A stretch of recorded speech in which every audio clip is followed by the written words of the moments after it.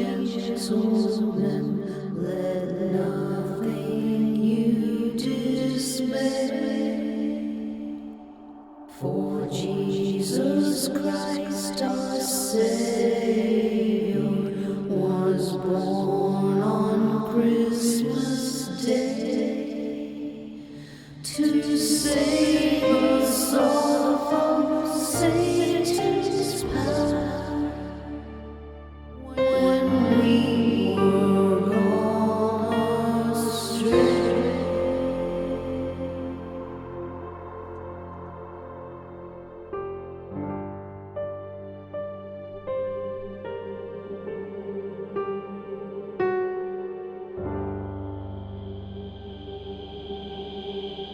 The phantom slowly, gravely, silently approached. The very air through which this spirit moved seemed to scatter gloom and mystery. Scrooge felt that it was tall and stately when it came beside him, and that its mysterious presence filled him with a solemn dread. He knew no more, for the spirit neither spoke nor moved. Am I in the presence of the ghost of Christmas yet to come? The spirit answered not, but pointed onward with its hand. You were about to show me shadows of the things that have not happened, but will happen in the time before us. Is that so, Spirit? Although well used to ghostly company by this time, Scrooge feared the silent shape so much that his legs trembled beneath him, and he found that he could hardly stand when he prepared to follow it. The spirit paused a moment, as observing his condition and giving him time to recover. But Scrooge was all the worse for this. It thrilled him with a vague, uncertain horror to know that behind the dusky shroud there were ghostly eyes intently fixed upon him, while he, though he stretched his own to the utmost, could see nothing but a spectral hand and one great heap of black. Ghost of the future, I fear you more than any specter I have seen. But as I know your purpose is to do me good, and as I hope to live to be another man from what I was, I am prepared to bear you company, and do it with a thankful heart. Will you not speak to me? It gave him no reply. The hand was pointed straight before them. Lead on, lead on. The night is waning fast, and it is precious time to me, I know. Lead on, Spirit. They scarcely seemed to enter the city, for the city rather seemed to spring up about them and encompass them of its own act. They stopped beside one little knot of businessmen. Observing that the hand was pointed to them, Scrooge advanced to listen to their talk. No, I don't know much about it either way. I only know he's dead. When did he die? Last night, I believe. Why, what was the matter with him?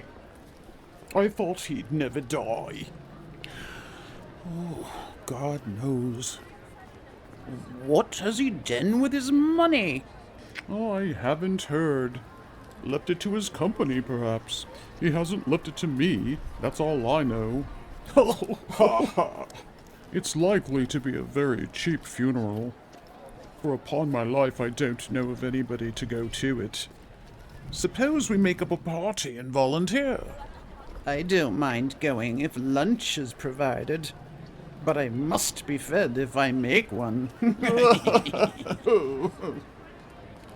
Well, I am the most disinterested among you after all, for I never wear black gloves and I never eat lunch, but I'll offer to go if anybody else will. When I come to think of it, I'm not at all sure that I wasn't his most particular friend, for we used to stop and speak whenever we met. Bye-bye. Cheerio. Goodbye. Speakers and listeners strolled away and mixed with other groups.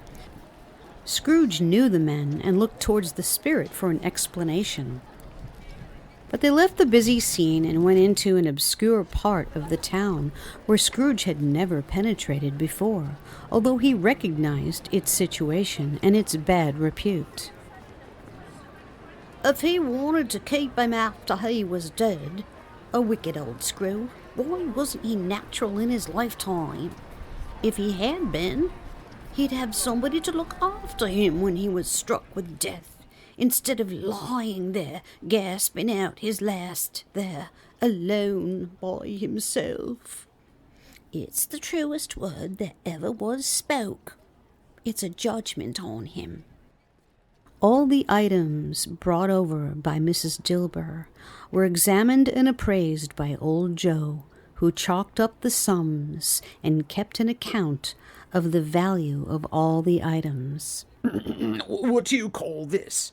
Bed curtains? Ah, bed curtains. You don't mean to say you took 'em down, rings and all, with him lying there? Yes, I do. Why not? Scrooge listened to this dialogue in horror. As they sat about their spoil in the scanty light afforded by the old man's lamp, he viewed them with a detestation and disgust which could have hardly been greater, though they had been obscene demons marketing the corpse itself. Well, this is the end of it. You see, he frightened everyone away from him when he was alive to profit us when he was dead. Spirit! Said Scrooge, shuddering from head to foot. I see. The case of this unhappy man might be my own. My life tends that way now. Merciful heaven, what is this? He recoiled in terror, for the scene had changed, and now he almost touched a bed, a bare, uncurtained bed, on which beneath a ragged sheet there lay a something covered up, which, though it was dumb, announced itself in awful language. Scrooge glanced towards the phantom. Its steady hand was pointed to the head. The cover was so carelessly adjusted that the slightest raising of it, the motion of a finger upon Scrooge's part, would have disclosed the face. He thought of it, felt how easy it would be to do, and longed to do it, but had no more power to withdraw the veil than to dismiss the spectre at his side. He thought if this man could be raised up now, what would be his foremost thoughts?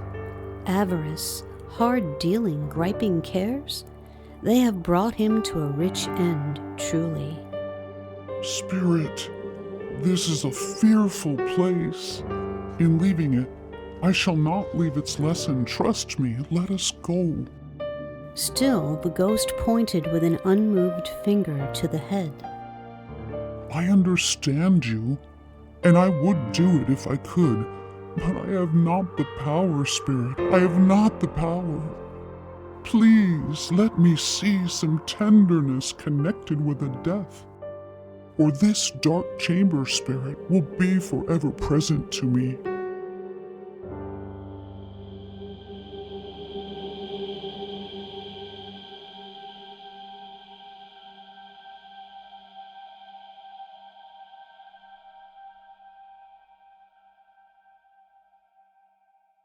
The ghost conducted him through several streets familiar to his feet, and as they went along, Scrooge looked here and there to find himself, but nowhere was he to be seen. They entered poor Bob Cratchit's house, the dwelling he had visited before, and found the mother and the children seated round the fire. Quiet, very quiet. The noisy little Cratchits were as still as statues in one corner, and sat looking up at Peter, who had a book before him. The mother and her daughters were engaged in sewing, but surely they were very quiet. And he took a child and set him in the midst of them. Where had Scrooge heard those words? He had not dreamed them. The boy must have read them out as he and the spirit crossed the threshold. And the angel said unto them, Fear not, for behold, I bring you good tidings of great joy, which shall be to all people. For unto you is born this day in the city of David a Saviour, which is Christ the Lord. This color hurts my eyes. The color? Aha, poor Tiny Tim. They're better now again. It makes them weak by candlelight, and I wouldn't show weak eyes to your father when he comes home for the world. It must be near his time. Past it, rather. But I think he has walked a little slower than he used to these last few evenings, Mother. They were very quiet again. At last, she said, and in a steady, cheerful voice that only faltered once, I have known him walk with Tiny Tim upon his shoulder very fast indeed. And so have I, often. And so have I. But he was very light to carry, and his father loved him so that it was no trouble at all. And there is your father at the door. Bob was very cheerful with them and spoke pleasantly to all the family. Oh, Sunday. So you went today then, Robert? Yes, my dear. I wish you could have gone. It would have done you good to see how green a place it is. But you'll see it often. I promised him that I would walk there on a Sunday. My little child. My little child. Then Bob spoke of Scrooge's nephew, Fred. Just a little down, you know. Oh, rich for he is, pleasant-spoke gentleman you ever heard. I told him, I'm heartily sorry for it. He said, and heartily sorry for your good wife. By the by, how he ever knew that, I don't know. Knew what, my dear? Why, that you were a good wife. Everybody knows that.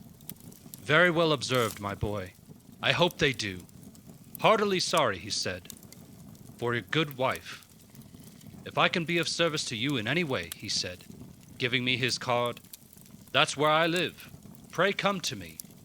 Now, it wasn't for the sake of anything he might be able to do for us, so much as for his kind way, that this was quite delightful.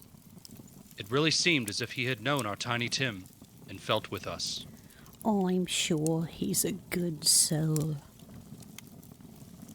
However, and whenever we part from one another, I am sure we shall none of us forget poor Tiny Tim. Shall we? Or this first parting that there was among us? Never, Father. Never, Father. And I know, my dears, that when we recollect how patient and how mild he was, although he was a little child, we shall not quarrel easily among ourselves and forget poor Tiny Tim in doing it. Never, Father. I am very happy. I am very happy indeed. Spirit of Tiny Tim, thy childish essence was from God. Spectre, something informs me that our parting moment is at hand. I know it, but I know not how. Tell me, what man was whom we saw lying dead? The ghost of Christmas yet to come conveyed him as before, though at a different time, he thought. Indeed, there seemed no order in these latter visions, save that they were in the future, into the resorts of businessmen, but showed him not himself. Indeed, the spirit did not stay for anything, but went straight on as to the end just now desired, until besought by Scrooge to tarry for a moment. This court, through which we hurry now, is where my place of occupation is, and has been for a length of time. I see the house.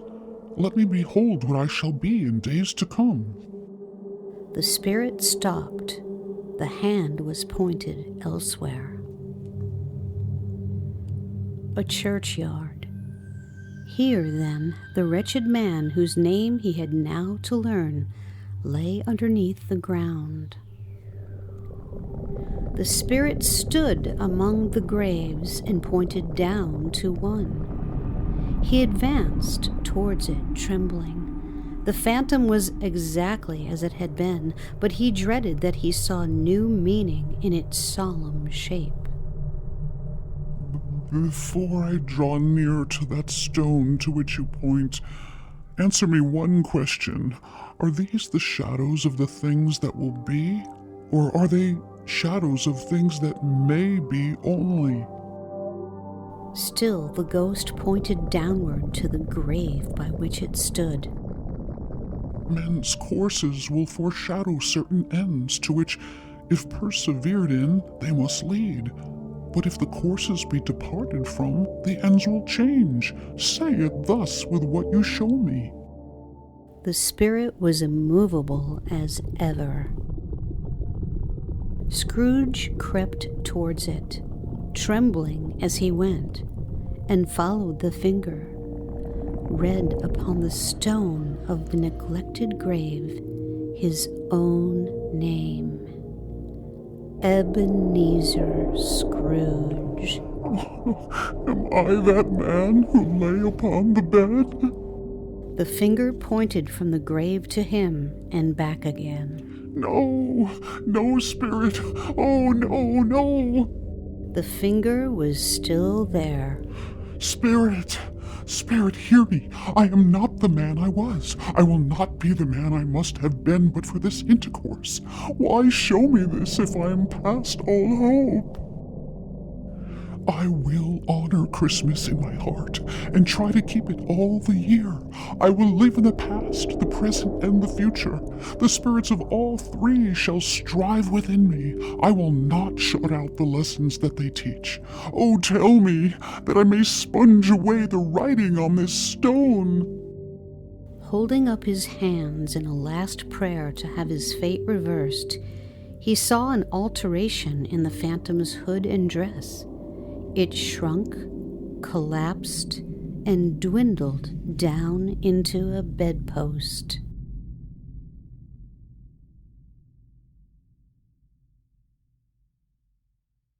Yes, and the bedpost was his own.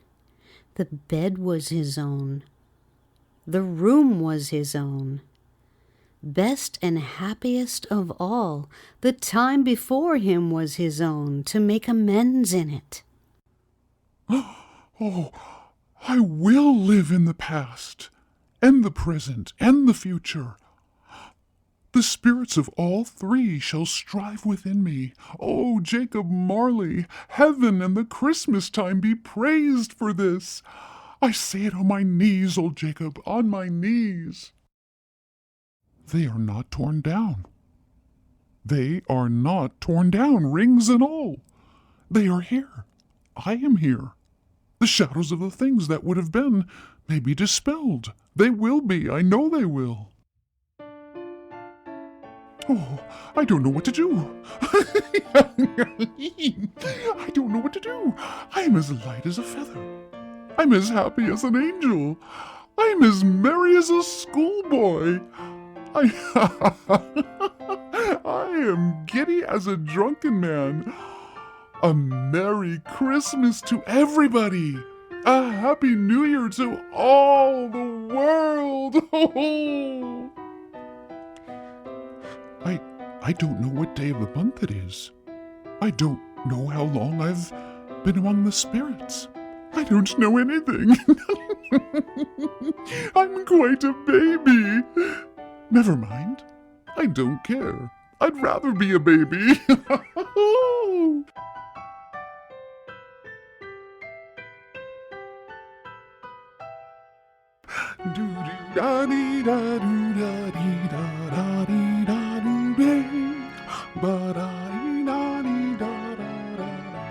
Mrs. Dilber! Oh, tidings of comfort and joy, comfort and joy. Oh, tidings of comfort and joy, and joy, and joy, joy, joy, joy.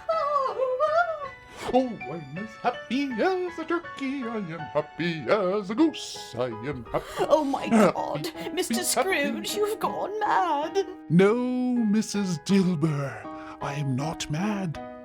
The spirit of Christmas is alive in me, and I'm going to give you a raise and take care of you for the rest of your life. What? Yes, Mrs. Dilber, Merry Christmas to you, and God bless you. Hey there! Down there, what's today? Eh?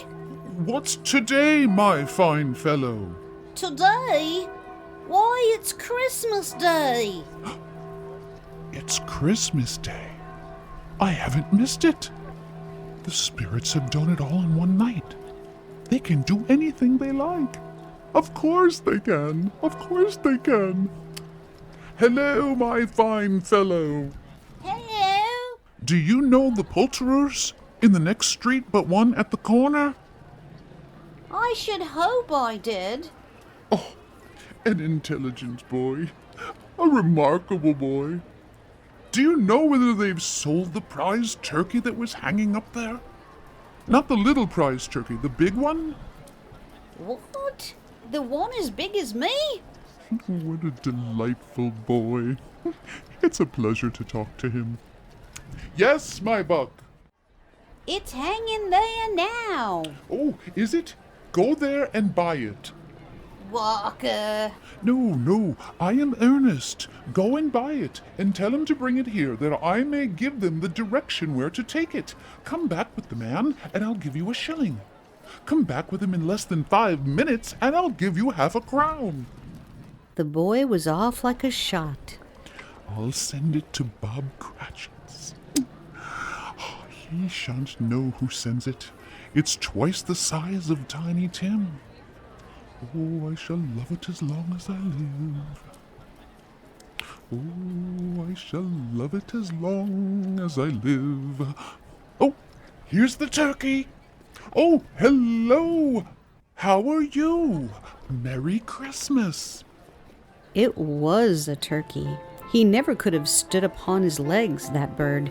He would have snapped him short off in a minute, like sticks of sealing wax. Why, it's impossible to carry that to Camden Town. You must have a cab.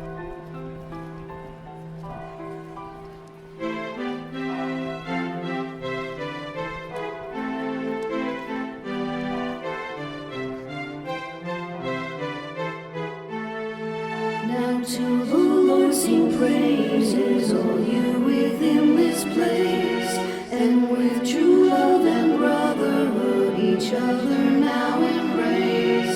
This holy tide of Christmas all other doth deface. Oh, tidings of comfort and joy, comfort and joy. Oh, tidings of comfort and joy. He dressed himself all in his best and at last got out into the streets. The people were by this time pouring forth as he had seen them with the ghost of Christmas present, and walking with his hands behind him, Scrooge regarded everyone with a delighted smile. He had not gone far when, coming on towards him, he beheld the portly gentleman. My dear sir, Said Scrooge, quickening his pace and taking the gentleman by both hands. how do you do? I hope you succeeded yesterday. It was very kind of you. A Merry Christmas to you, sir. Mr. Scrooge? Yes, that is my name. I fear it may not be pleasant to you. Allow me to ask your pardon. And will you have the goodness? Here Scrooge whispered in his ear. Lord bless me. My dear Mr. Scrooge, are you serious? If you please, not a farthing less. A great many back payments are included in it, I assure you. Will you do me that favor? My dear sir, I don't know what to say to such munificence. Don't say anything, please. Come and see me. Will you come and see me? I will. Thank ye. I am much obliged to you. I thank you 50 times. Bless you. He went to church and walked about the streets and watched the people hurrying to and fro, and patted children on the head and questioned beggars, and looked down into the kitchens of houses and up to the windows, and found everything could yield him pleasure. He had never dreamed that any walk, that anything could give him so much happiness. In the afternoon he turned his steps towards his nephew's house. He passed the door a dozen times before he had the courage to go up and knock, but he made a dash and did it. Fred, oh Fred. My dear heart alive. Why, bless my soul, who's that? It's I, your Uncle Scrooge. I have come to dinner. Will you let me in, Fred? Let him in. It is a mercy he didn't shake his arm off. He was at home in 5 minutes. Nothing could be heartier. His niece looked just the same. So did Topper when he came. So did the plump sister when she came. So did everyone when they came. Wonderful party, wonderful games, wonderful happiness. But he was early at the office next morning. Oh, he was early. If he could only be there first and catch Bob Cratchit coming late, that was the thing he had set his heart upon. And he did it, yes, he did. The clock struck 9, no Bob. 1/4 past, no Bob. He was full 18 minutes and a half behind his time. Scrooge sat with his door wide open that he might see him come into the office. Bob scurried in, quite nervous, past Scrooge, and got to his desk. He was on his stool in a jiffy, driving away with his pen as if he were trying to overtake 9 o'clock. Hello. What do you mean by coming here at this time of day? I am very sorry, sir. I am behind my time. You are? Yes, I think you are. Step this way, sir, if you please. It's only once a year, sir. It shall not be repeated. I was making rather merry yesterday, sir. Now I'll tell you what, my friend. I am not going to stand this sort of thing any longer. And therefore, I am about to raise your salary. Bob trembled and got nearer to the ruler. A Merry Christmas, Bob. A merrier Christmas, Bob, my good fellow, than I have given you for many a year. I'll raise your salary and endeavor to assist your struggling family, and we will discuss your affairs this very afternoon over a Christmas bowl of smoking bishop, Bob. Make up the fires and buy another coal scuttle before you dot another I, Bob Cratchit. Scrooge was better than his word. He did it all and infinitely more. And to Tiny Tim, who did not die, he was a second father. He became as good a friend, as good a master, and as good a man as the good old city knew, or any other good old city, town, or borough in the good old world. Some people laughed to see the alteration in him, but he let them laugh, and little heeded them, for he was wise enough to know that nothing ever happened on this globe for good at which some people did not have their fill of laughter in the outset. And it was always said of him that he knew how to keep Christmas well, if any man alive possessed the knowledge. May that be truly said of us and all of us. And so, as Tiny Tim observed, God bless us everyone